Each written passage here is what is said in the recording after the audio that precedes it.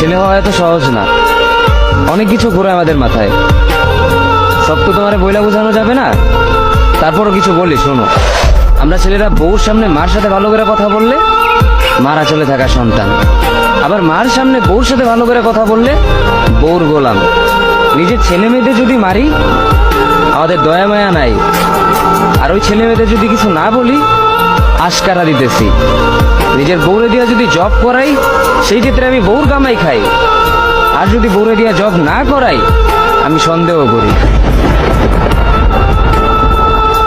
সারাদিন ঘরের বাইরে থাকলে আমরা ভাদাইম্মা, আর যদি ঘরের ভিতরে থাকি তাহলে বেকার, কাজ কাম নাই।